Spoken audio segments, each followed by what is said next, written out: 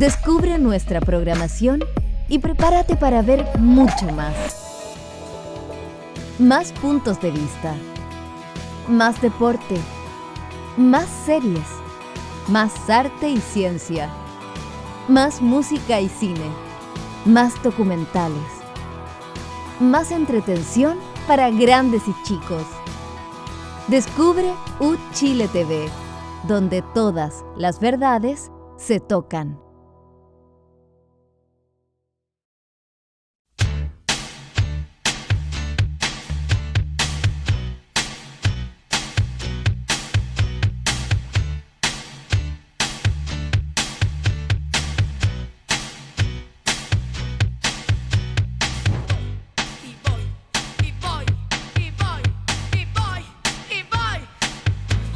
¿Cómo están? Muy buenas noches. Bienvenidos, bienvenidas a este nuevo capítulo de Descabelladas con dos extraordinarias colegas, Alejandra Matus, Mirna Schindler. ¿Qué más puedo pedir? ¿Qué más puedo pedirle a la vida?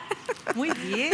Les estoy haciendo la pata para que me traten bien hoy día. Sí, por los halagos excesivos uno la Sí. pone Yo siempre nerviosa. tengo sospecha de que te la haga demasiado. ¿Se nota que las envidio? Sí. Sí, sí. Bueno, voy a Se te nota. disimularlo.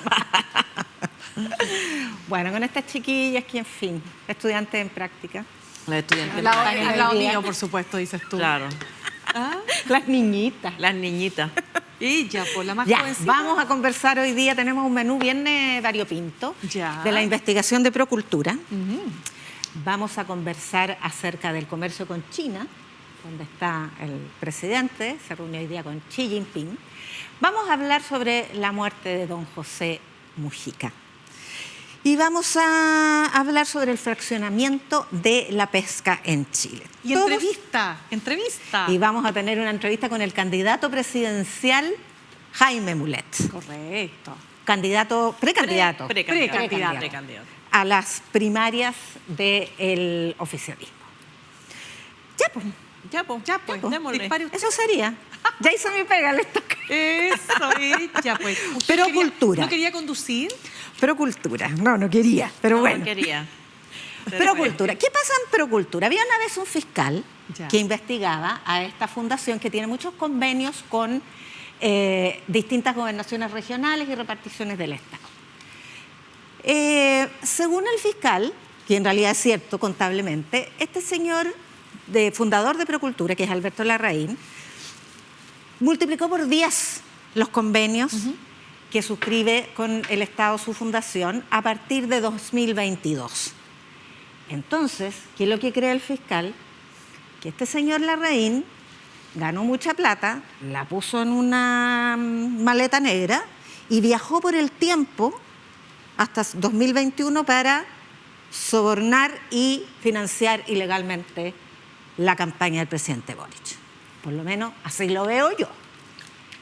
Y por eso pidió la interceptación del teléfono del presidente. Le dijeron que no 2 veces, pero interceptó a una serie de personas, entre ellas a la ex esposa del fundador de Procultura, y la pilló conversando con el presidente. Así que así están las cosas. Hay mucho debate y controversia y recriminaciones. ¿Cómo lo ven ustedes, Alejandra? Ups.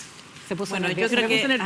yo creo que hay muchas capas para debatir sobre el tema, pero hay dos que son evidentes. Una, si la investigación tiene mérito, y obviamente que tiene mérito, porque es una fundación que hace desde pintada de fachadas a tratamientos de prevención del suicidio.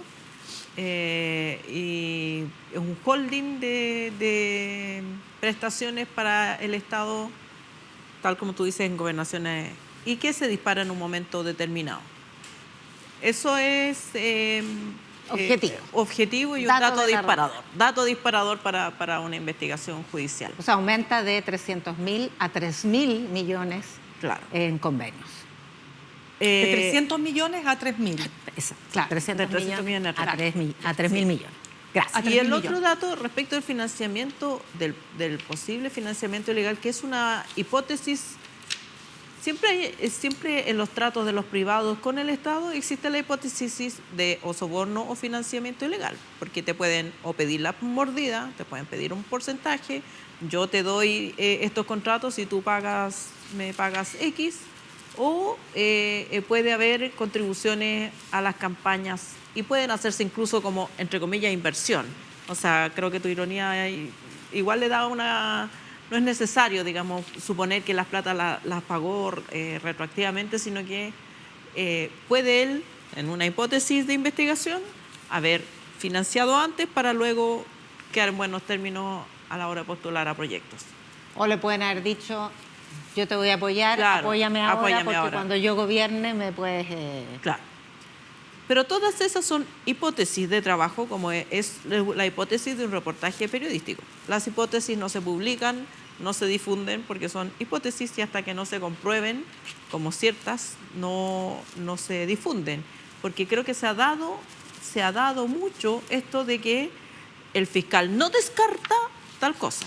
O podría, eventualmente sí, todo podría ser. Están los elementos para que pudiera ser así. Pero judicialmente nada tiene que valor hasta que no haya una prueba judicial. Hemos visto que sabemos que el estándar judicial es más alto que el estándar incluso periodístico. El estándar judicial es más allá de toda duda razonable. ¿Y qué es lo que hay más allá de toda duda razonable? Nada, porque todavía no hay ni siquiera formalizaciones. Y aquí es donde a mí me parece que está el segundo tema. El fiscal tiene una investigación en sus manos importante, necesaria, por la transparencia, por el rol del Estado, por la sospecha, digamos, de por qué, y pueden haber razones justificadas, como que justo los gobernadores empezaron a trabajar de esta manera, antes no se trabajaba así. Hay justificaciones, etcétera, pero se tienen que ver en el juicio. Vale la pena investigar, vale la pena investigar. Pero lo que no corresponde, me parece a mí, es que se utilicen herramientas judiciales extremas, ya lo hemos dicho en otros programas, que son intrusivas, que causan daño para indagar cosas que no le corresponden a la justicia. Meter una conversación del presidente con su amiga psiquiatra, donde yo leí todo el diálogo, no veo dónde está el delito en esa conversación. Sí es sabrosa para el periodismo, para la política, pero no es una conversación que demuestre la comisión de delitos. Pero cuando uno pasa las conversaciones a través de la Fiscalía y le pone persona de interés, le pone testigo, le pone imputado a la persona o le pone ese cartel, ya se asume públicamente como que la persona está comprobado que hay un delito. Y yo creo que los derechos, las garantías procesales no son una cuestión que abstracta o teórica, deben respetarse para que la democracia funcione. Si no, se produce esta sensación de que los fiscales abusan de su poder. ¿Te parece eso a ti, Mirna? Es que yo quiero complementar respecto a lo que tú dices y que tiene que ver con estos pinchazos telefónicos, y uno de los pinchazos telefónicos más controversiales, al punto que se presenta un recurso de amparo, es el de la psiquiatra Josefina Uneus, ex esposa de Alberto Larraín. Porque si bien el teléfono aparecía a nombre de él, ella era la usuaria del teléfono, la dueña del teléfono, la dueña de la línea telefónica y la que paga la cuenta del teléfono. Entonces, de pronto aparece pinchada incluso, no solo la conversación con el presidente que tú señalas, donde efectivamente no se habla, incluso hay una parte que el presidente le dice, ella le dice o él le dice... Ella le pregunta si lo ¿Será seguro? ¿Será él le dice, seguro? no importa porque no tengo nada. No importa porque no tengo nada que perder. Pero me quiero detener en la esconder. conversación con su madre, Marta Lago. Nosotros la conocemos, una destacada socióloga, economista, analista política. Es la madre de Josefina Uneus. Y cuando uno habla con la mamá, uno habla como habla con la mamá. Pues, o sea, Sí, no vaya a empezar a medirte, ¿no? Y ahí es interesante porque de esa conversación y de otras, pinchazos, y de las propias declaraciones de Josefina Uneus, se empieza a definir cuál es la personalidad de Alberto Larraín, su ex esposo. Y ella le dice a su madre, Alberto hizo puras tonteras, comprando poder e influencias, siendo irresponsable. Dice también que tenía un directorio, esto lo dice en otras declaraciones, directorio de papel. Se creía Napoleón, en referencia a que tomaba decisiones de alguna manera autocrática, ¿no? Todo pasaba por él. Tiene rasgos psicopáticos, dice la propia ex esposa. Estaba haciendo una bicicleta financiera y también se ha dicho que usaba el nombre del presidente Gabriel Boric para lograr determinados objetivos. Por ejemplo, en Magallanes, y es sabido, por ejemplo, que en Magallanes el gobernador, él recibe, ¿no es cierto?, una propuesta de un proyecto por parte de Alberto Larraín, y él dice, el mismo gobernador de Magallanes dice que le habla que había conversado con el presidente Gabriel Boric y que le entusiasmaba la iniciativa. Eso es lo que hay. Entonces, de acuerdo a eso, yo prefiero quedarme con lo que uno diría, esto nos permite configurar una personalidad, probablemente una persona que a mí no me corresponde decir si es psicópata o no, porque no tengo por qué decirlo, no tengo ningún antecedente, pero sí está claro que cuando una persona concentra tanto poder, sin contrapeso, uno diría que se puede prestar para un montón de situaciones que pueden escaparse de las manos. Y yo creo que eso es lo que hay que poner atención. A ver, ¿qué es lo que hay? Lo que hay es que a partir de la investigación de convenios que son muy irregulares por el mecanismo que ideó el presupuesto de la Nación y las leyes orgánicas de los GORES, y de estos programas también en el caso de Democracia Viva es lo mismo, se sobreejecutaron, las platas se gastaron en otras cosas, porque lo que necesitaban las gobernaciones regionales era ejecutar sus presupuestos. Y para eso podían tercerizar distintos programas de naturaleza social sin licitación, sin mayor control, sin boleta garantía. Así lo permitía la ley. Y por eso, en el fondo, estaban llamando a los frescolines, a hacer sus frescolinadas, ¿no? Claro. Y ahí llegó Procultura, a pesar de que venía de mucho tiempo antes, porque trabaja en convenios con el Estado desde que se fundó, 2009. Entonces, ¿hay que investigarlo? Por supuesto que sí. Y el sarcasmo que yo hacía no era por la investigación a Procultura, sino que por la investigación al supuesto financiamiento ilegal de la campaña de Boric. Claro, que el financiamiento ilegal no necesariamente se da después que recibes la plata, eso voy yo, que puede ocurrir antes como es un punto, inversión. Pero ¿en qué funda? Si lo que hay que analizar aquí, porque la carpeta investigativa ya la conocemos, porque desafortunadamente el sistema que tenemos, el sistema procesal, le permite acceso a esta carpeta investigativa a los abogados, a todas las partes, la policía, el actuario del tribunal, en fin, hay mucha gente en esta etapa. Y por eso se supo todo en el momento en que el fiscal entrega la carpeta. ¿En qué se basa él para esta dimensión particular que es contra el presidente? Por eso adquiere tanta notoriedad. Si sabíamos que Procultura estaba siendo investigada por convenios que no se ejecutaron, que se ejecutaron mal o que no se sabe dónde está el dinero, eso lo sabemos. Pero cuando llega el presidente, y por las razones por las que llega el presidente, es cuando a mí se me despierta una cierta ganas de hacer sarcasmo respecto del fiscal. Porque él tiene dos pruebas. La primera es esta conversación con Josefina Uneus. ¿Y qué extrae de ahí? Porque los que escuchamos esa conversación, lo que más nos llamó la atención, a mí por lo menos, es cuando el presidente dice no tengo nada que ocultar, así que graben, no graben. Salud, chiquillos. Y eso, ¿Qué es lo que hacía uno en dictadura? Esa salud, chiquillos. Claro. Aló, Ceneta. Pero por teléfono fijo. Sí, por teléfono fijo. Pero el fiscal utiliza esta llamada, el fiscal Cooper usa esta llamada para pedir la interceptación del teléfono al presidente. ¿Y por qué está escrito lo que él concluye esa llamada? Porque está en la solicitud al juez.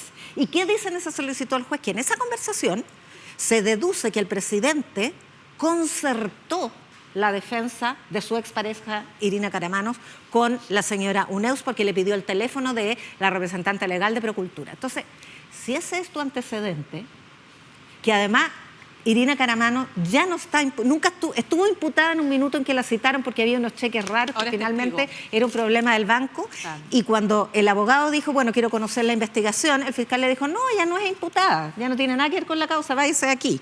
Entonces, que después de haber dicho, ella es una mero testigo, la ponga como que es una prueba irrefutable de que el presidente concertó una defensa, entonces ahí tú dices, es un poco feble la investigación. Y la segunda razón que utiliza para solicitar la interceptación telefónica, que le rechazaron al presidente, es que habría un financiamiento flagrante y que tiene una confesión, porque así lo dice textual en el informe. Tenemos una confesión de que hay financiamiento irregular de la política. ¿Por qué? Porque resulta que interceptó una llamada entre la secretaria de Procultura y la encargada jurídica de Procultura, en que dicen que hay una tercera que llamó, una señora Lucía, y que le dijo que Larraín le dijo que se había gastado la plata. ¿Te acuerdas? Entonces, perdónenme, pero es para tener un sarcasmo. Ahora, Perdónenme, sí. con todo respeto y cariño. Uno que ha reporteado política sabe, cualquier persona que ha reporteado política y justicia, sabe que ese mundo está lleno de personas que te dicen, oye, acabo de hablar con el presidente. Claro, pues. Oye, Bien. no, me acuerdo clarito que en el tiempo de Bachelet 1 había ciertos personajes con cargos que hacían la mímica. Sí, Michelle, sí, claro, no, sí, así lo vamos a hacer. Bueno, acá ahora con la presidenta y todo el mundo sabía que no estaba. ¿El fanfarroneo? El fanfarroneo no es delito. Existe, lamentablemente, está lleno la política de ciertas personalidades narcisistas. Funciona así, atrae, a lo mejor tal como dice, atrae esto de sentirse, de que te abren la puerta, que te pasan una tarjeta, que pasan un auto, un estacionamiento, ya. Pero eso no es delito, son problemas que la política, fanfarroneo. Y eso no constituye delito. Por eso digo, el estándar de la justicia debe ser mucho más alto que solamente que alguien diga, oye, no te voy a pagar porque todo se lo di. No, bueno, para eso tienen las cuentas bancarias, las transferencias, la investigación científica judicial, que es la pericia, la prueba, más allá de lo que alguien, incluso hay casos emblemáticos en Chile en que personas han ido a confesar crímenes a los tribunales, porque por algún problema de psiquiátrico, ¿no? Psicológico, han ido a confesar, yo soy el autor de este crimen y quería que su nombre apareciera en la prensa y todo, y la investigación judicial demostró que no era. Entonces, las palabras, las versiones, las conversaciones, las arrancadas de tarro no son evidencia judicial. Claro. Y un estándar de justicia, pero además aquí estamos hablando de un estándar para una diligencia tan intrusiva como interceptar el teléfono del presidente, que en Estados Unidos es ilegal porque existe el llamado privilegio. Y que uno no puede, yo lo defiendo desde el punto de vista de la igualdad de la ley. Sí, todos somos iguales ante la ley, pero ¿qué pasa a contrario sensu, como dicen? A contrario sensu. A contrario sensu. A contrario sensu. Si le bloquean, si le interceptan el teléfono al presidente, ¿qué le queda a la pobre persona que va manejando en bicicleta, que conoció a alguien, le compró algo a alguien, ya quedaste culpable? Y a las mamás que escuchan a los interceptados. En fin, vamos a otro tema porque hay duelo en buena parte de Latinoamérica, particularmente en Uruguay, por la muerte a los 89 años del expresidente de ese país, José Mujica, exdiputado, exsenador, exguerrillero, exprisionero político, un verdadero símbolo, además de la democracia, de la izquierda, tiene varias facetas. Mirna Schindler. Mira, ha sido bien emotivo porque yo creo que la figura de Pepe Mujica trasciende lo que se ha tratado de instalar, ¿no? En el sentido de que esta es la figura de la izquierda. Yo creo que hace rato que Pepe Mujica era una persona que trascendía a las lógicas binarias de o eres de derecha o eres de izquierda. Yo creo que era un personaje y un político y un líder tremendamente respetado y de manera muy transversal, sobre todo por un factor, por la gran coherencia que él tuvo en su vida. Ni hablar, por supuesto, de toda la historia hacia atrás, de lo horrible que fue vivir en una celda, entiendo, en un subterráneo, en 2 años, pozo. en un pozo, 2 años sin comunicarse. Incluso tú sabes que él ni siquiera recibía la suficiente agua, al punto que tenía tanta sed que él cuenta que llegó a tomarse la orina. Y en esa absoluta y entera soledad, que por supuesto tenía por función destruir a la persona llamada José Mujica, él aprendió a escuchar el sonido que emiten las hormigas. Esto que uno dice, imagínate lo que implica no volverte loco, además en esas condiciones, y que te hace pensar mucho también en lo que fue Mandela, ¿no es cierto?, en el caso de Sudáfrica, pero yo diría que representó a un hombre que en los tiempos que corren y sobre todo en la política, cuesta mucho, es un valor que cuesta mucho encontrar, que es esa consistencia entre lo que tú eres y lo que practicas y lo que profesas. Y creo que ahí, insisto, se ganó el respeto de todo el mundo.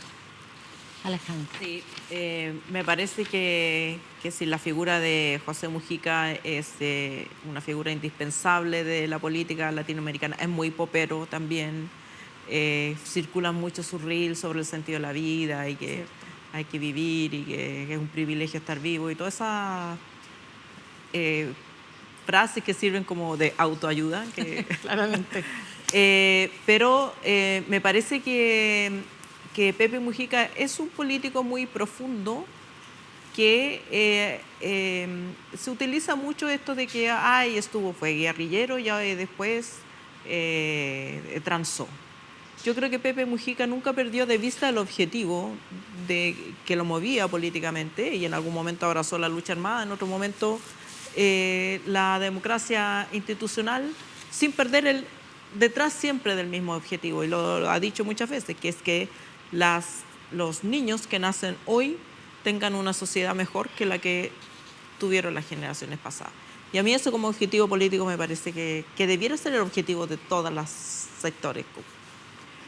Dicho esto, también me parece que también hay un festival bastante picante de desempolvar la foto con Mujica, ahora todos le dicen Pepe, el Pepe, hay la competencia, ¿cuál era más amigo de Mujica? ¿Cuántos estuvieron en el rancho? Que es bien patético, me parece que es poco respetuoso con la figura, que no corresponde. Pero interesante lo del pasado de guerrillero. Ahí te voy a hacer un comentario ya. Sí, esta impronta de hombre heroico, justamente por el pasado guerrillero y por además haber sufrido las más brutales formas de represión política de las dictaduras en Sudamérica, pero además después de eso siempre haber practicado la tolerancia y sobre todo un sentido de la democracia muy profundo, que lo llevó a ser reconocido transversalmente, pero en una sociedad que además es muy especial como la sociedad uruguaya. Uruguay es un país que tiene un cuarto del PIB de Chile y sin embargo tiene niveles de desigualdad que también son alrededor de un cuarto del de Chile. Chile tiene una concentración de la riqueza del 50% de la riqueza en el 1% de la población. Latinoamérica en general del 45% de la riqueza en el 1% más rico. Y Uruguay es el 28% de la riqueza en el 1% más rico. Entonces, en una sociedad como esa, también esa sociedad engendra figuras políticas muy particulares. Y esa sociedad fue construida en buena medida por la presidencia de Pepe Mujica y por los gobiernos de su coalición llamada Frente Amplio. En el caso particular de Mujica, él elevó el salario mínimo en 250%. Y además hizo cuestiones en favor de la tolerancia, la no discriminación y una cultura más sana en Uruguay, como despenalizar el aborto, despenalizar la marihuana, permitir el matrimonio entre pareja homosexual, años antes que lo hiciéramos en Chile. Entonces también tiene ese valor. ¿Tú me querías agregar? Sí, lo que pasa es que quería decirte que nunca se puede analizar la historia de una persona que además vivió tantos años. Estaba a punto de cumplir los 90, cumplía ahora el 20 de mayo, Tauro igual que yo. Y cuando... ¿Ya vaya a sacar la foto con Mujica también? Ah, claro. Ahora yo no tengo foto, pero soy del mismo. Fue mi matrimonio. Fue mi matrimonio. No, yo tengo Oye, un WhatsApp con él. No, pero mira, es que quiero hacer un vínculo, porque ustedes saben que el movimiento Tupamaros, que toma el nombre de Tupac Amaru, que había sido, ¿no es cierto?, un líder indígena muy importante, siglo XVIII, si no me equivoco. Fue un movimiento guerrillero que, por supuesto, siempre hay que remontarse a los años. O sea, estamos hablando de los años 60, Revolución Cubana, el hipismo, en fin, una época que fue muy revolucionaria en el sentido estricto de lo que se entiende por revolución, que es como la ruptura total de las estructuras que primaban hasta ese minuto en lo político, en lo social, etcétera, ¿no? Y por supuesto que tenía características violentas también.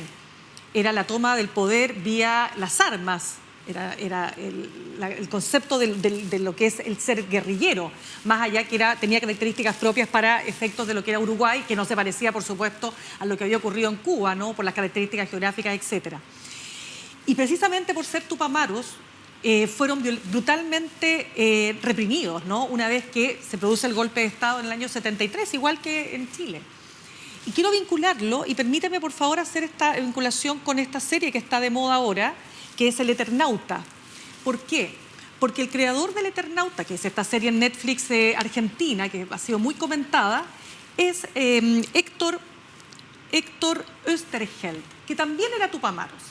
Años 50 y tanto, fines de los 50, él crea esta obra, y él fue brutalmente reprimido también, porque había una hazaña, había una cuestión de que había que destruirlos hasta que no dejar a nadie parado.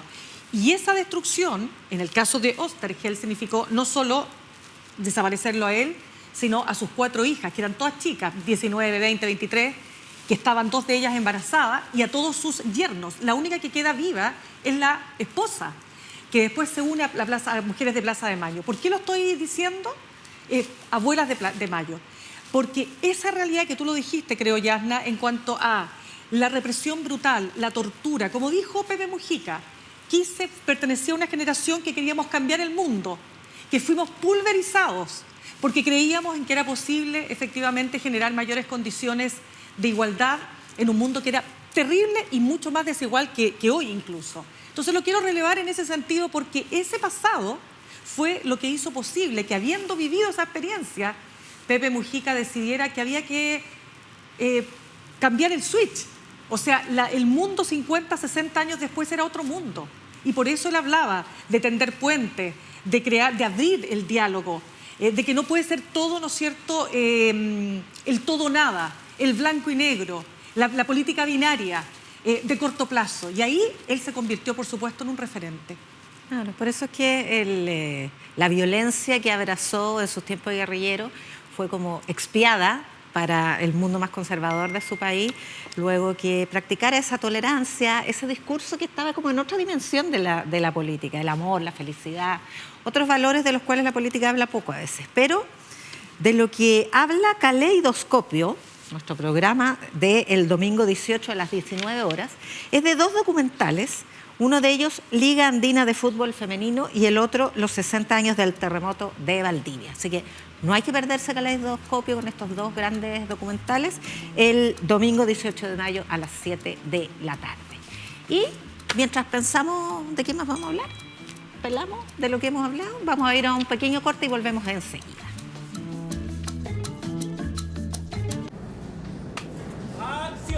En Uchile TV nos encantan los cortos.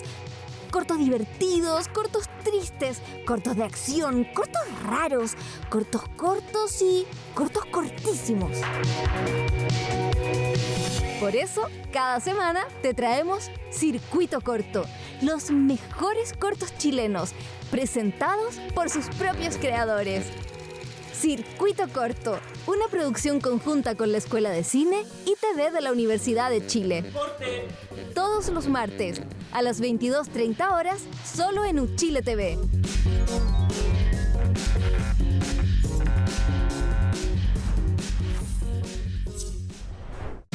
Me gusta mucho escribir, no sé no hacerlo. El verso en el rap se articula mucho más en función de la rima. Me gusta cuando, oh, qué vergüenza la weá que escribí, como que encuentro que es una buena señal. Uno nunca en realidad sabe cuándo se termina un poema. Desde el 2018 de empezar a reencontrarme con esos muertos de mi familia que estaban silenciados. Solo sé que hay libros que me atraviesan y libros que no, hay libros que me tocan las cuerdas y otros que no. Poéticas del Puente, palabras sobre el río.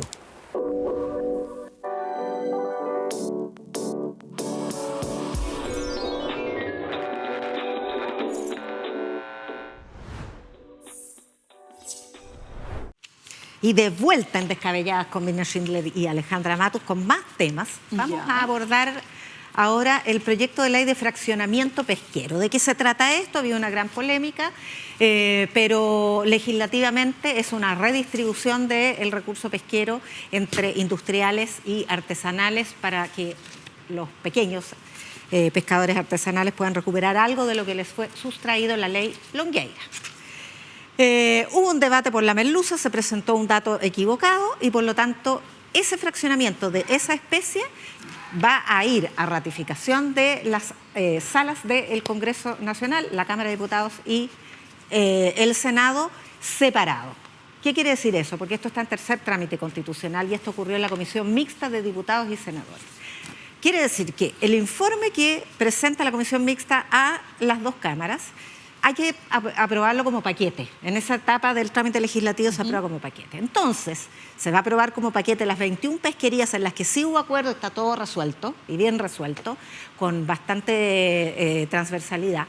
Pero en el caso de la merluza se va a presentar aparte y por lo tanto lo más probable es que se rechace porque es ahí donde hubo una discordia de la cual vamos a conversar, queridas colegas. ¿Quién parte? ¿Dispara usted? ¿Disparo yo? Nadie va a partir. Disparo yo. A ver, varios temas. Esta es una ley que viene a corregir una ley corrupta, porque fue corrupta. No olvidemos que en la tramitación de la ley Longueira tenemos por primera vez a un senador de la República condenado por cohecho, ¿no? Entonces, y a una diputada. Y a una diputada. Eso es muy relevante. Entonces, más allá de lo que diga, no, que si la ley, que si no, que si ningún tribunal objetó la ley, no. O sea, aquí lo importante es que las leyes no solo son o no objetadas por los tribunales, las leyes tienen que tener legitimidad. Y cuando una ley, ¿no es cierto?, surge en este contexto, digamos, está claro que lo que menos tenía era legitimidad. Ahora, dicho lo anterior, aquí se ha tratado de corregir lo que se ha considerado una desigualdad que no responde a criterios científicos y que dice relación con excesivas cuotas para los industriales en desmedro de los artesanales, que son aquellos que más empleo dan, ¿no es cierto?, si lo tienes que tomar en número. Y esto significa, ¿no es cierto?, por supuesto, luchar contra grandes compañías, no sé si son 7 o son 6, porque siempre esta figura de los 7 familias, pero estamos hablando de familias muy poderosas que explotan los recursos pesqueros en nuestro país y que está muy bien que lo hagan y está muy bien que le den trabajo a mucha gente, como Pacific Blue, ya vamos a hablar de ella, pero obviamente que eso no puede ser en desmedro de otros y es lo que se trataba y lo que se ha intentado corregir. Y en este objetivo están estas 22, ¿cómo se llaman? Pesquerías. Cuando hablamos de pesquería estamos hablando, a ver, primero de la anchoveta, de, qué sé yo, la merluza, en fin, la reineta, etcétera, etcétera. Y ocurre que cuando se está tramitando esto en el Congreso, y habiendo tenido ya resuelto prácticamente de esas 22, 19 ya estaban listas, se entrega una información, esto ocurre en la Comisión Mixta, que corresponde a un antecedente cuando se estaba discutiendo el año pasado, esto lleva mucho tiempo, y que estaba desactualizado.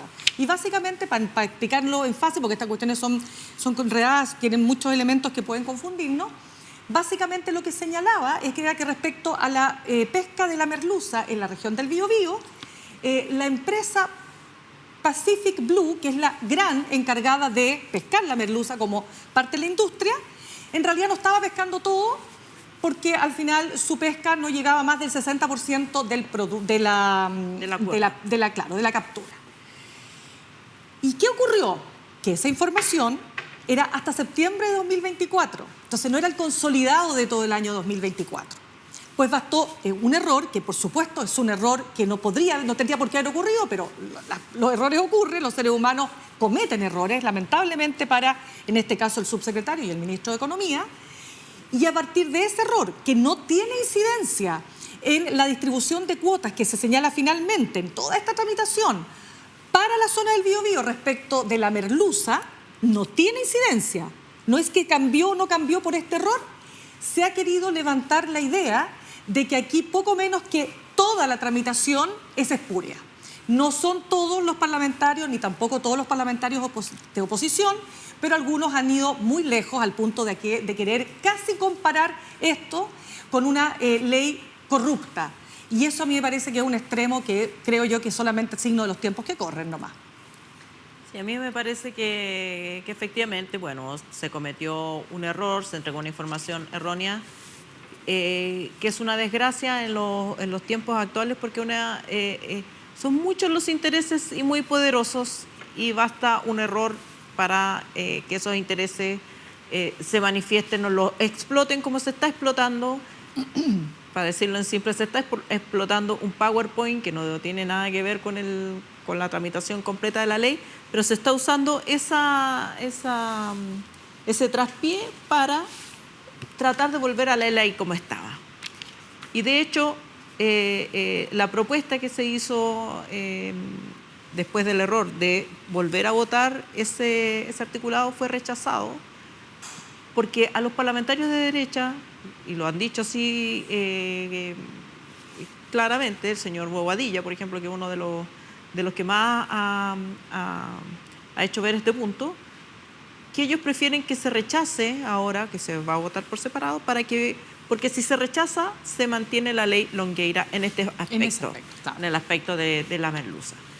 Lo que me parece que es de una frescura inaceptable, sobre todo del señor Bobadilla,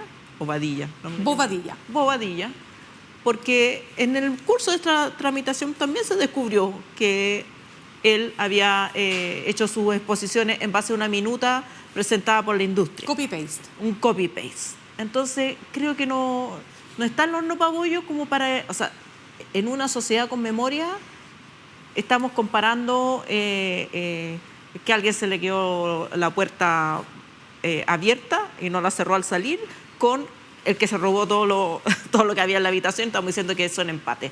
No corresponde y me parece que la ciudadanía debe tener la información de qué es lo que está en juego aquí. La ley Longueira no solo tuvo este problema de una distribución abusiva en favor de los industriales, porque lo sabemos ahora, hubo pagos de la industria para que los parlamentarios votaran de esa manera, sino que una vez descubierta la corrupción, la ley ha seguido rigiendo todos estos años los pescadores artesanales han estado en situación de desmedro por esa ley espuria. Y ahora que se está tratando de corregir esta parte, porque la otra parte o los otros elementos todavía ni siquiera pueden avanzar, pero por lo menos esta parte de la distribución de cuotas, que es bastante también benigna con los industriales, tampoco se le está dando todos los pescadores artesanales como quieren hacer ver. Se usa, es un artilugio, es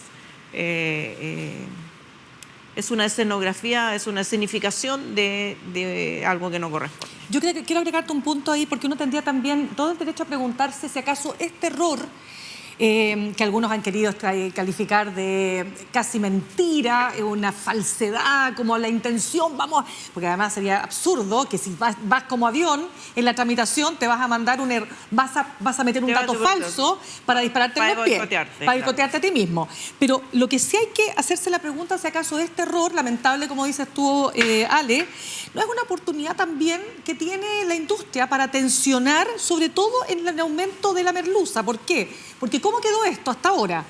Queda con 48% para la industria y 52% para los artesanales. Entonces, oye, no, pero aquí se cometió un error, vamos, subamos la cuota. ¿Te fijas? Eso podría ocurrir y es una pregunta válida, ¿o no? Sí, bueno, lo han dicho, yo escuché al señor Bobadilla en la mañana en la radio cooperativa diciendo claramente que ellos aspiran a que se rechace para que quede en este aspecto como estaba la ley Longueira, que creo que le da el 60% a la industria. Ahora, lo otro que yo creo que es súper importante destacar aquí, porque esto uno aprende mucho de esta tramitación, aprende temas que no son habituales en nuestras conversaciones.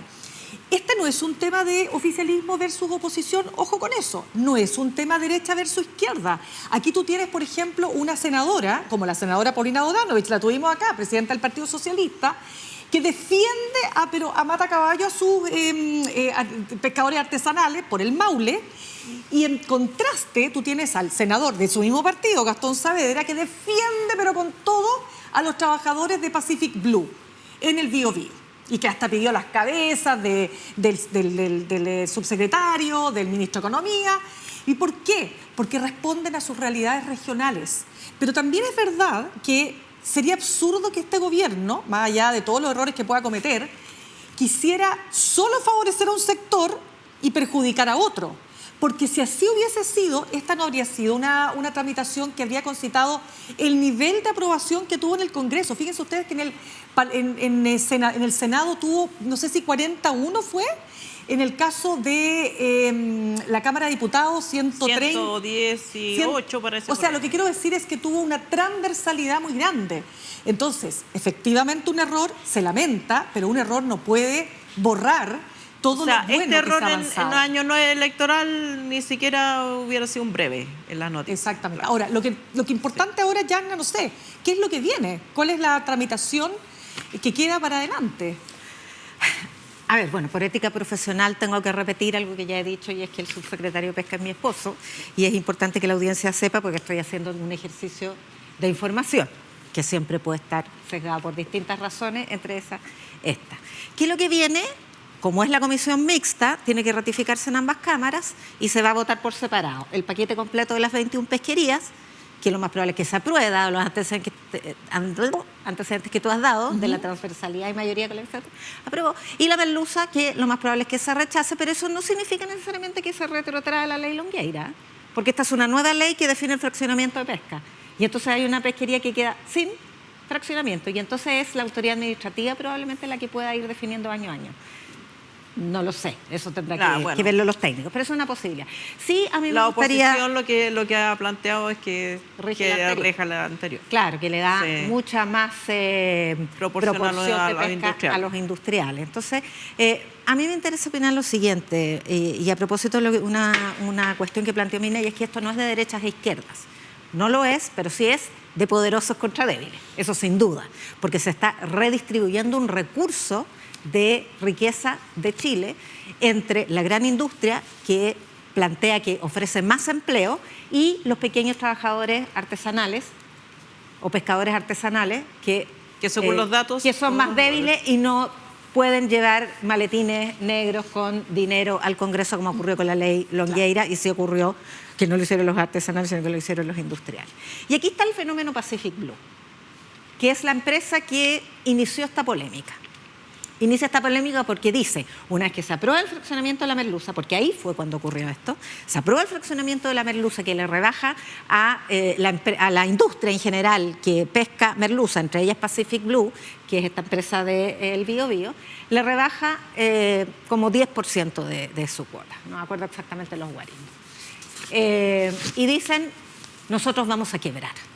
Y el expediente de nosotros vamos a quebrar de las grandes industrias, cuando les ponen impuestos, les quitan garantías, es demasiado manido. Entonces, es posible que sí. De hecho, tienen cifras rojas desde hace 6 años.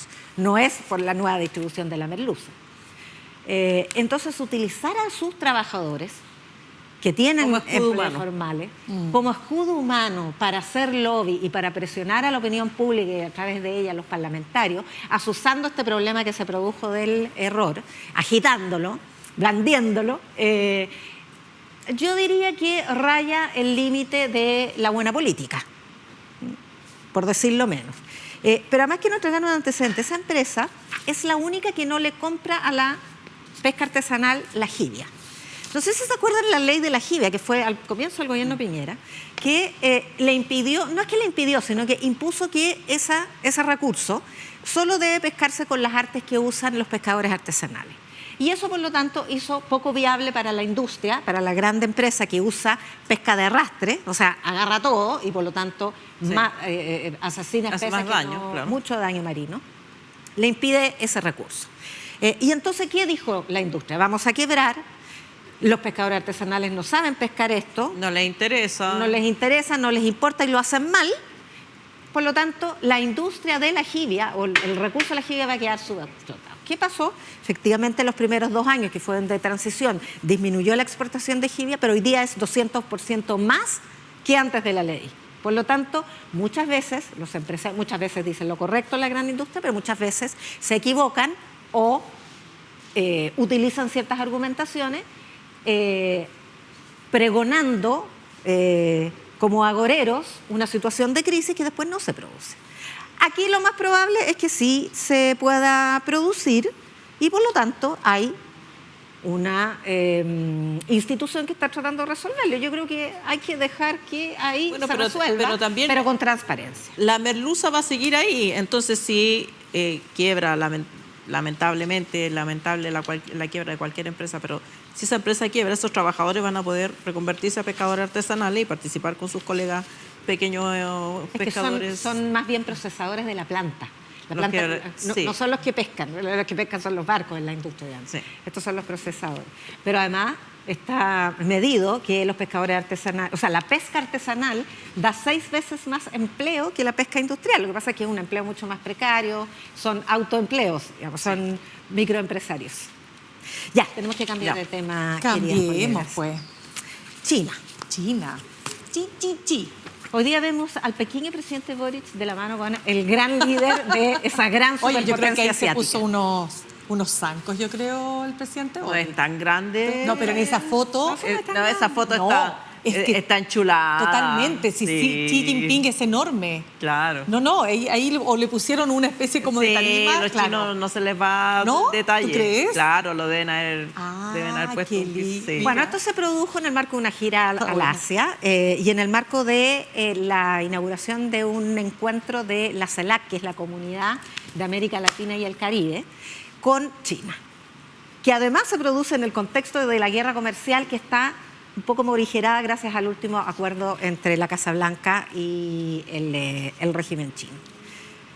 Y bueno, todos los ojos de ambas potencias están puestos en las inversiones y los negocios posibles y no posibles en América Latina. Por eso esta reunión con la CELAC y por eso mirando muy recelosos los estadounidenses este encuentro. Con una serie de vaivenes además de las inversiones chinas en Chile, a propósito del litio. Todo eso ha ocurrido y sobre todo eso les pido sus opiniones. Querida Alejandra.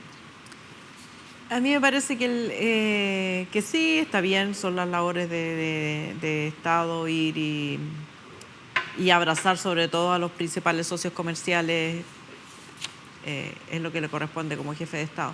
A mí lo que me preocupa como habitante de Chile es el incentivo a ser extremadamente servil con China o con quien sea de parte. Efectivamente somos un país pequeño, dependiente de los poderes externos, pero ha habido muchas declaraciones como que el presidente sea cauto con Estados Unidos, que no diga que no diga que no sé qué, que a los chinos los trate bien. Hubo un momento en el mundo en que los países pequeños o no alineados con las grandes o no poderosos se unían en una cosa que se llama movimiento de no alineados. Y yo creo que ese es el lugar de Chile, con los africanos, con otros países latinoamericanos, porque Chile solo en esta guerra de titanes no puede sino salir aplastado, en el sentido de que no tiene ninguna posibilidad de poner condiciones. Y China, que nos parecerá a algunos más simpático que Estados Unidos, porque Estados Unidos con Trump se ve bastante beligerante y rudo, China tampoco está muy interesada en proteger el medio ambiente ni en proteger los recursos. Y China es una máquina aspiradora gigante de recursos básicos. Entonces, yo creo que Chile, para poner sus condiciones de precio, de protección del medio ambiente, de protección de las fuentes laborales para los habitantes de este país, tiene que aliarse con otros igual de pequeños, porque solos no somos nada frente a estos dos grandes imperios. Sí, mira, no dejemos de mencionar ¿cómo se diría? La tregua que se da Estados Unidos con China para no aplicar estos aranceles horrorosos, ¿no es cierto?, que empezaron a escalar, que ya al final parecía un chiste, ¿no? Ahora, la lectura que se hace de aquello, porque quiero traer un poquito el contexto de en qué contexto llega el presidente Gabriel Boric. De este país chiquitito, pero que tenemos cositas muy buenas también.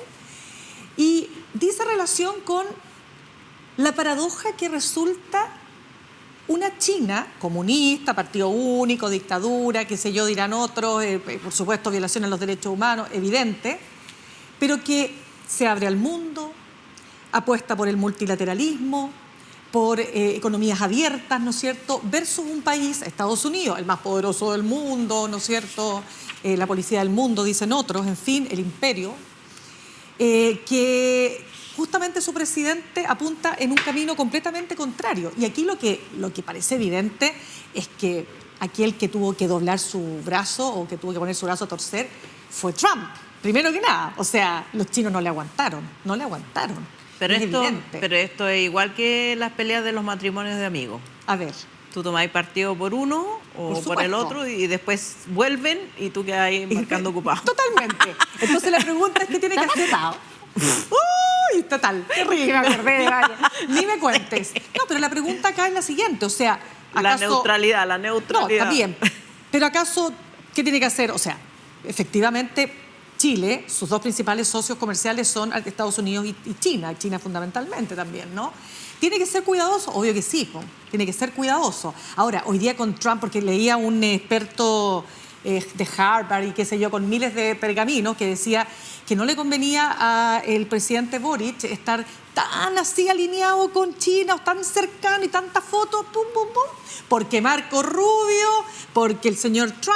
Es lo que te digo. Es claro, pero entonces, ¿cuál es el punto? O sea, entonces no tengo que salir, no tengo que hacer la gira, no tengo que... Por eso yo ¿no? hice el punto, porque ese es como el debate, Claro. que si debe estar más cerca de China, si debe estar más cerca Pero de esos Estados mismos Unidos. personajes- En cualquier caso, los dos son poderes imperiales. Pero Tú claro. no tienes ninguna posibilidad de negociar ninguna condición Pero con ninguno de los dos. Pero esos mismos personajes te reconocen, como este experto de Harvard te reconoce que, claro, Trump es un cúmulo de incertidumbre. No sabes con qué ánimo va a amanecer mañana y quizás qué estupidez o disparate va a cometer, ¿no es cierto?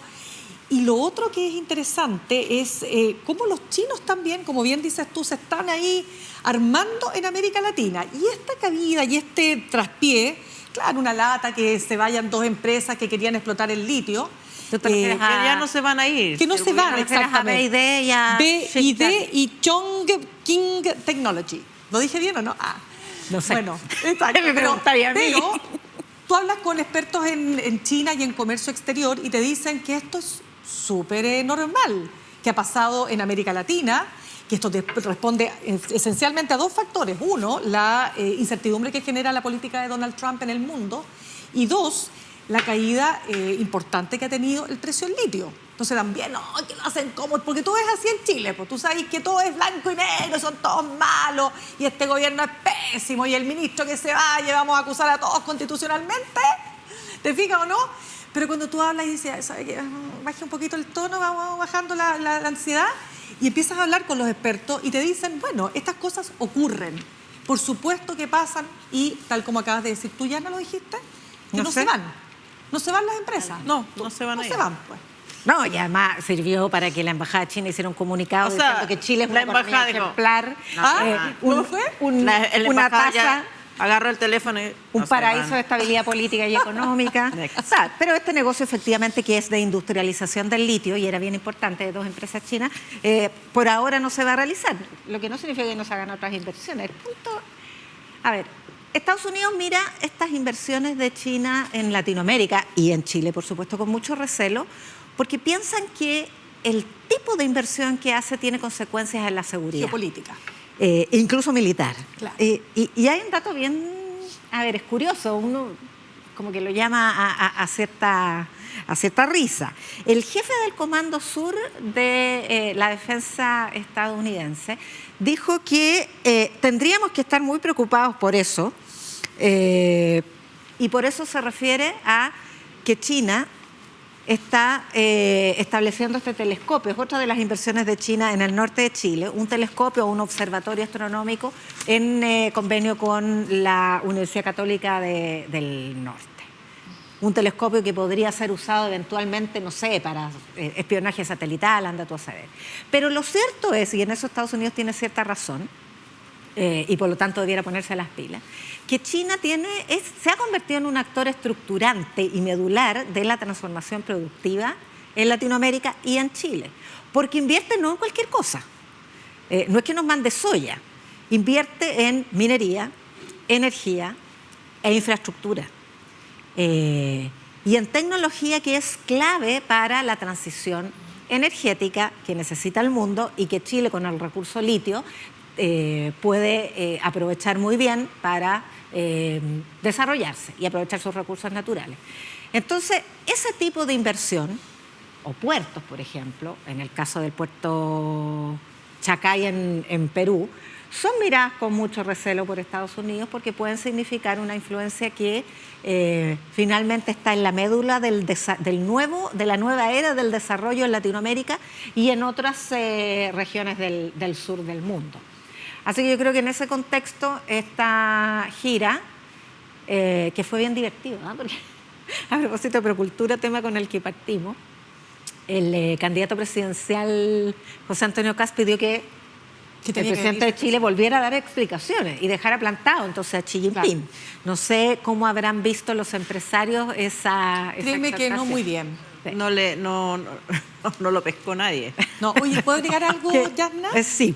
Un minuto. Un experto, Christopher Sabatini, él es académico, analista estadounidense, doctorado en gobierno en la Universidad de Virginia, ciencias sociales, relaciones... Y este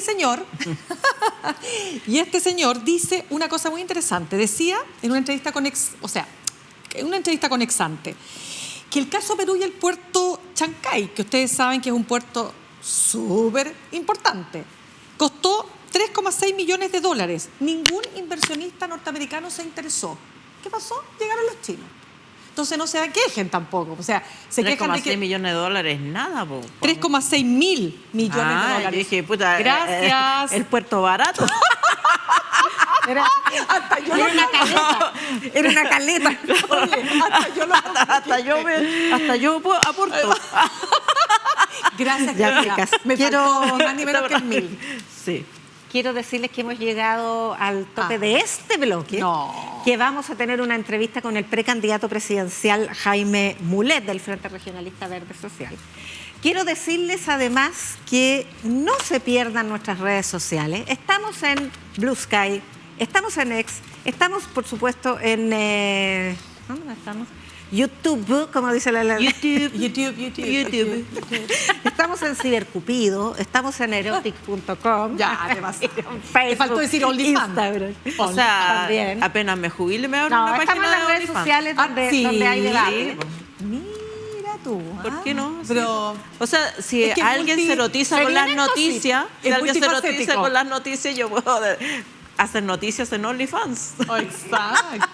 Muy bien. Bueno, claro. Descabelladas, un programa de Uchile TV. Nos pueden encontrar, por supuesto, en YouTube y repetirse todos los capítulos. Ahora vamos a hacer una breve pausa y volvemos con el entrevistado.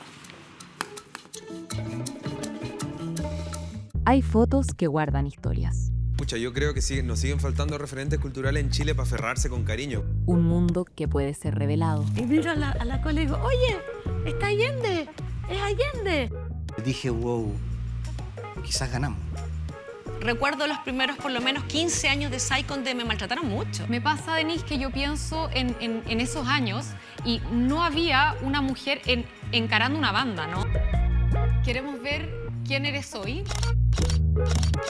Soy Sofía Tupper y te invito cada semana a descubrir los secretos detrás de las imágenes junto a grandes invitados que nos comparten sus fotografías y memorias. Esta semana en Revelados conversamos con Fabricio Copano. Revelados, solo por las pantallas de Uchile TV.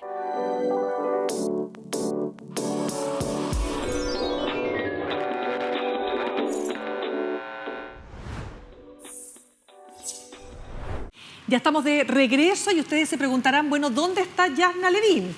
Yasna no está. Lo has conseguido. Exacto, quise que se fuera antes. Yo quería conducir. Al fin me quedé con la conducción sola para hacer. No, lo que pasa es que Yasna tuvo temas de horario, tiempos ahí que no les coincidían y le voy a echar toda la culpa a nuestro entrevistado de hoy, pues. Jaime Mulet, precandidato presidencial del oficialismo para las primarias. Jaime, gracias por estar con nosotros. Gracias la culpa porque no, está bien, está bien. Llegaste un poquito atrasado, pero Llegué no lo entiende. un poquito atrasado, pero no mucho. Diputado, estaba en el Congreso, tuvo que trasladarse a Santiago.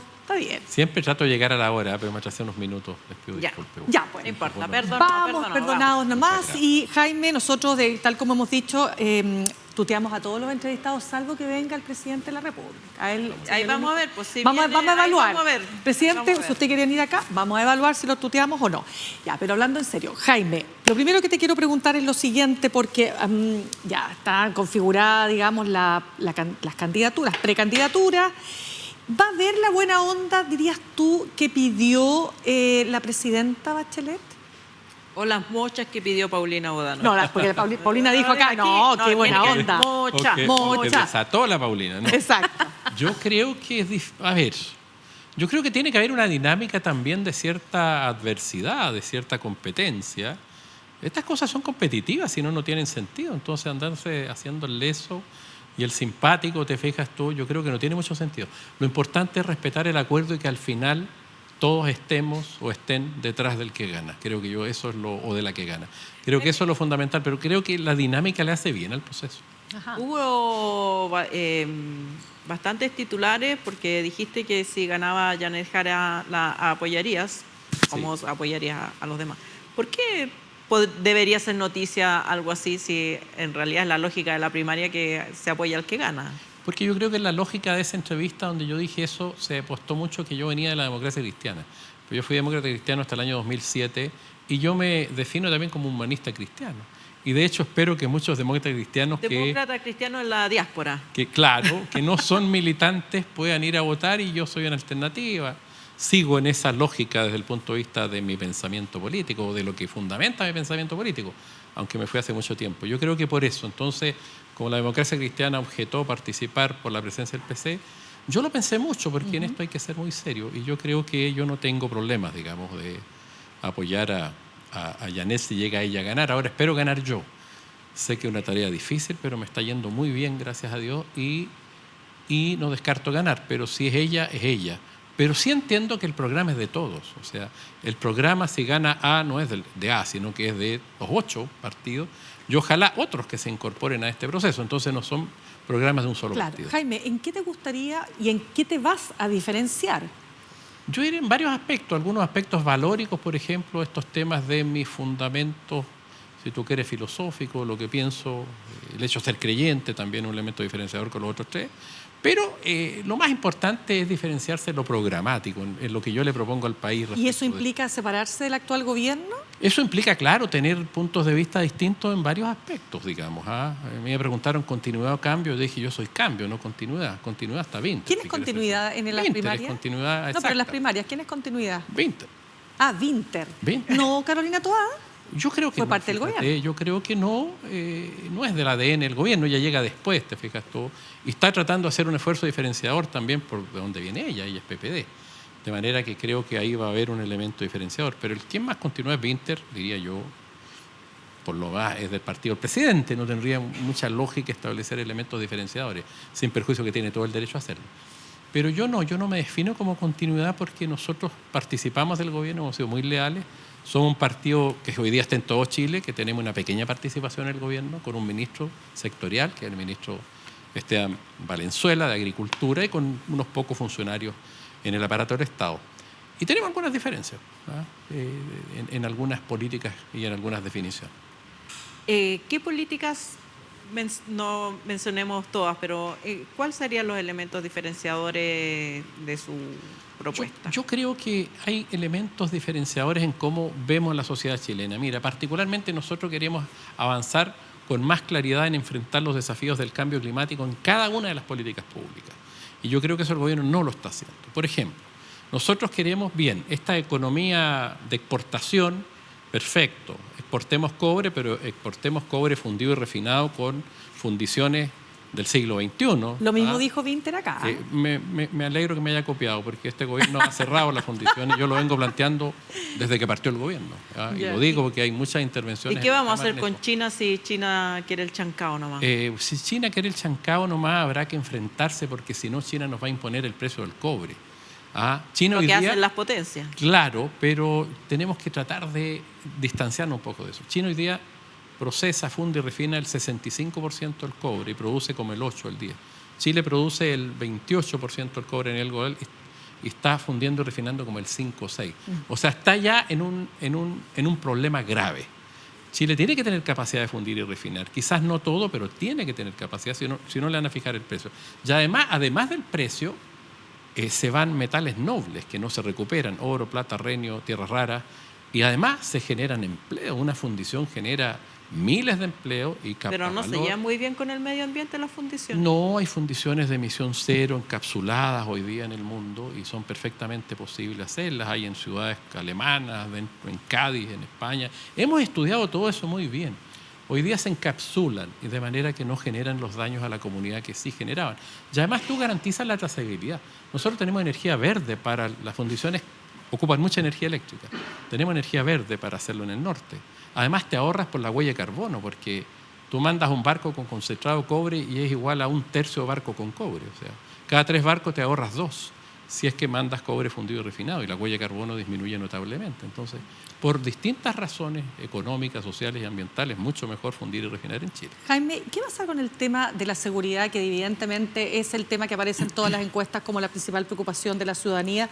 Porque ahí las candidaturas de derecha, y en este minuto tanto Matei como Kast, lideran las encuestas, y yo te diría que fundamentalmente por este factor. Sí. ¿Qué pasa? ¿No le creen a la centroizquierda que puede tener una mano, digamos, firme para enfrentar esto?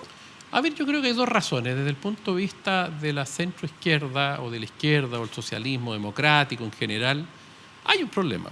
¿Cuál? La ciudadanía, además de la percepción, yo creo que se partió tarde con fuerza en muchos aspectos, y en algunos relativos a los temas migratorios no se ha partido con claridad. Incluso hoy día no hay claridad en algunas cosas desde mi punto de vista. ¿Qué cosas, por ejemplo? Y por otra parte, se ha ido debilitando, por esa razón, y quizás otras también, la defensa de la democracia, y eso es muy importante. O la adhesión a la democracia. De hecho, la última encuesta, varias encuestas, digamos, la CEP, claro. Y otras anteriores, el estudio del PNUD, en fin, hay varios estudios que así lo señalan. Y eso es una preocupación obviamente profunda. La gente está prefiriendo a veces menos democracia por más seguridad, y eso es bastante doloroso para quienes creemos en la democracia.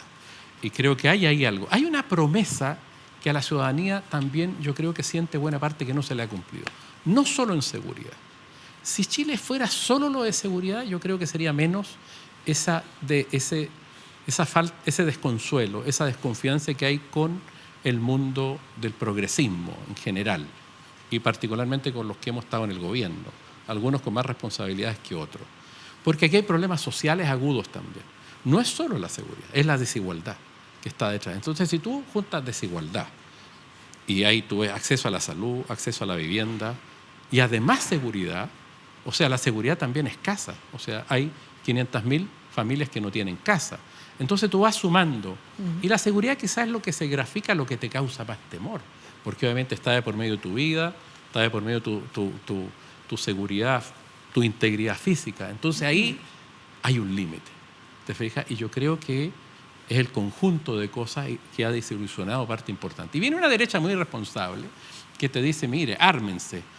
Y bueno, y mueren, desgraciadamente, asesinan a 2 carabineros y están un hecho gravísimo, o 3, digamos, y aprovecha muy bien eso y sensibiliza. Y yo creo que las cosas se juntan, pero no es solo la seguridad. Ahora, tú vienes de la democracia cristiana, que fue al retorno de la democracia el partido más importante de Chile. Hoy día tú estás en otro lugar, pero conversábamos hace poco que veías que la democracia cristiana tenía 2 alternativas, o irse por la subsistencia y bajar la candidatura, o mantener una candidatura que destacara o priorizara la defensa de ciertos principios para la democracia cristiana. Aparentemente Alberto Undurraga, o la democracia cristiana, porque fue una decisión partidaria, optó por lo primero. ¿Cómo lo ves? ¿Cómo ves tu ex casa, la situación de la democracia cristiana y del centro político en general, la sociedad chilena? Sí, yo creo que todavía no toma la definición, porque quedó ahí. Hay algunos que plantean que si gana un candidato muy a la izquierda, levantan una candidatura igual, de manera que... Pero sí el camino de bajar a Undurraga de alguna manera fue una salida por el que dije yo, o va a ser transaccional, claro, y se va a transformar en un partido que va a transar cosas que para ellos son importantes para salvar la legalidad o asegurar la legalidad con un grupo pequeño parlamentario, o aspira a irse por sus principios e insistir, te fijas, en una propuesta diferente. Y optó por lo primero, digamos, hasta ahora, aunque no hay una definición clara. Mira, yo respeto mucho las decisiones políticas. Yo me fui a la DC hace el año 2008, o sea, hace 18 años, muchos años atrás. Pero igual mantengo una formación humanista cristiana. A mí me hubiera gustado que hubieran defendidos determinados valores. Fíjate que además se da una Junta Nacional en un ambiente donde había asumido, el mismo día creo que asumió, o el día anterior, el Papa León XIV, que tiene todo un significado para el mundo humanista cristiano por León XIII, la Rerum Novarum, y la formación. Yo fui formado en esa escuela, te fijas tú, de mucha gente durante muchos años, donde la Rerum Novarum y León XIII era la partida del mundo creyente en meterse en la cuestión social, digamos, salir de la temporalidad de la Iglesia y meterse también a lo social. Y me llamó la atención que eso no se está haciendo. Digamos, la desaparición de la influencia de la Iglesia Católica, que es notoria en la sociedad chilena por los problemas que ya sí sabemos, ha incidido también en el debilitamiento de sus propuestas políticas. ¿Qué pasa con el centro en Chile? Porque en Chile se le dice centro a la UDI hoy día. Claro, se corrió el centro, pero mira, no creo que lo de la Iglesia afecte directamente. Sin duda, la Iglesia hoy día, la Iglesia Católica particularmente, perdió la influencia que tenía y la adhesión que tenía, y ese parece que es un fenómeno global de los muchos que han sucedido los últimos 30, 40 años.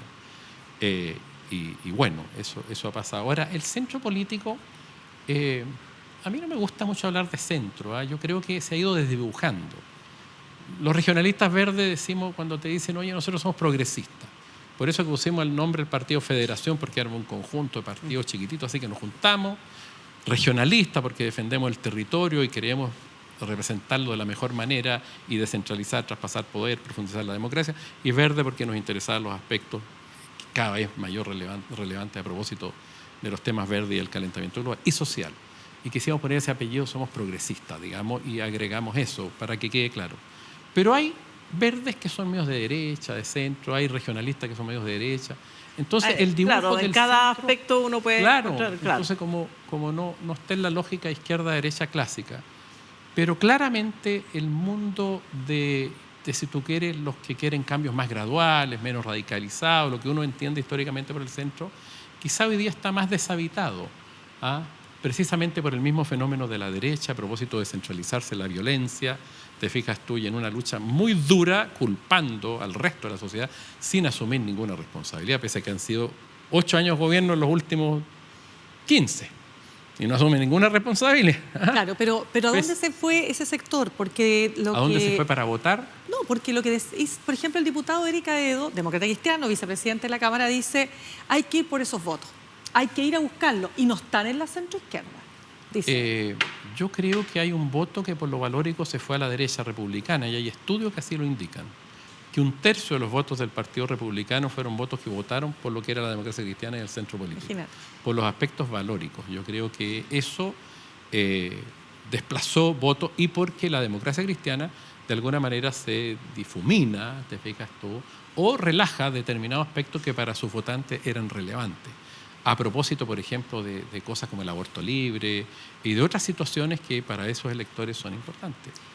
Sí, Jaime. Y, no sé, la agenda de género puede ser que haya afectado a un grupo importante de electores y se fueron. ¿Qué fue lo que pasó con el proyecto de reforma de nueva Constitución 1? Correcto. Jaime. Y en ese cuadro, ¿dónde se ubica la Federación Regionalista? Nosotros no somos, en materia valórica, cada militante, desde que armamos el partido y desde que lo fundamos, digamos, dejamos plena libertad en esos aspectos. Pero yo en términos personales soy una persona partidario, o sea, contrario al aborto libre. Yo soy partidario de las 3 causales, digamos, en esa materia. Pero si soy presidente de Chile, obviamente tengo que respetar las mayorías y el Congreso, si se pronuncia. No tengo una postura radicalizada y se fundamenta en lo que yo creo, más bien en mi línea filosófica, más que religiosa. Jaime, está ahora muy fuerte el tema de procultura, todavía no hay formalizados, pero es un tema que, por supuesto, genera controversia para el gobierno particularmente, porque la tesis que ha querido levantar la Fiscalía, o que ha intentado levantar, es que aquí podría haber habido financiamiento ilegal de la campaña del presidente Gabriel Boric. ¿Cómo has visto este tema y cómo has visto la reacción de la moneda? Mire, estuve el lunes en el comité político y está ¿Ya? el ministro Elizalde, que lo presidió. Y la verdad es que me llamó la atención en positivo que el mensaje del presidente, que dio a través del ministro en ese momento, vicepresidente de la República, era que investiguen todo. O sea, el presidente no pedía nada, ni protección, me refiero política, te fijas, en fin, que se investigue a fondo y que caiga quien caiga. Y me llamó positivamente la atención. Eso no significa que no haya habido personas, si es que se hace una investigación, que puedan haber incurrido en irregularidades. De hecho, la tesis del propio Frente Amplio para enfrentar comunicacionalmente fue la tesis, ¿cierto?, del espionaje, que después se ha ido desvinculando, incluso el candidato de ellos, entiendo por lo que leí en la prensa. Y ahí tampoco nosotros lo acompañamos en esa tesis, te fijas tú, pero yo confío mucho en el presidente y digo eso. Ahora, que puede haber habido, pero creo que el presidente está absolutamente aislado y no tiene, yo tengo en eso confianza en que él, la seguridad que da y que siempre ha señalado en este tipo de aspectos, me hace pensar que no hay ningún vínculo con él, pero lo que no significa que no haya vínculos con otros. Porque las campañas políticas, si no las controláis bien, de repente se te pueden meter gente que hace negocios, digamos, personales, te fijas tú, y te pueden ensuciar una campaña si no tomas bien los controles. Y eso, por lo que uno mira, puede haber sucedido. Ahora, en términos, no he escuchado a nadie que no diga esto se tiene que investigar, digamos, hay evidencias importantes de investigar a Procultura, la labor de Alberto Larraín, etcétera. Pero también hay voces, tal vez no es el momento convenientemente político de decir, no critiquen al fiscal que puede venir por ti, pero ¿a usted le parece bien que un fiscal quiera pinchar el teléfono del presidente con las evidencias que ha mostrado En este fiscal? caso no. Ya. Leí el artículo 222, me parece que es del Código de Procedimiento Penal, un tema muy delicado. Yo creo que la comunicación privada es muy relevante, la intimidad, la comunicación privada está garantizada, es parte de los derechos primarios del Estatuto Original de los Derechos Humanos, de la Declaración de los Derechos Humanos. La comunicación privada es parte de la dignidad humana. Tú hablas con otro con quien tú quieres, te proyectas en eso, entonces intervenir los teléfonos o las comunicaciones privadas es muy complejo. La norma que yo he revisado señala que puedes intervenir cuando hay sospecha de que has cometido un delito. Y en el caso del presidente, más bien agarra una conversación que él tuvo con una testigo, tampoco una persona investigada que cometió un delito, sino que me había una testigo. Entonces creo que fue muy alambicada la idea de meterse en el teléfono del presidente sin tener las consideraciones de orden, de razones de Estado que pueden haber por comunicaciones con otros países, en fin. Entonces creo que, por lo menos a mí, me parece excesivo eso. Pero no quiero decir que obviamente que no haya que intervenir los teléfonos, pero sí siguiendo una regulación más bien estricta. Creo que el juez hizo bien en no autorizarla, pero el Ministerio Público hace muy mal porque termina todo filtrado. O sea, termina filtrada la información, la conversación con una testigo. Ahora creo que eso no es propio, que se filtren tampoco ese tipo de información. Y creo que el Ministerio Público no tiene la capacidad hoy día de garantizarle a la ciudadanía que es capaz de mantener, obviamente, determinadas cosas que no son parte de una investigación criminal, en etapas previas al menos, con el debido resguardo. Han salido de una diputada que hoy día enfrenta problemas a propósito de ese tipo de intervenciones, una situación respecto a una decisión de un aborto, por ejemplo, decisiones personalísimas. La conversación de la Carol con la exalcaldesa de Santiago, que no tiene nada que ver con una investigación penal. Entonces yo creo que esto se utiliza políticamente y creo que en los fiscales hay fiscales, como en todas partes, buenos y otros que están haciendo política de adentro, como el fiscal Guerra. ¿Y este sería el caso, Cooper? Mire, puede ser.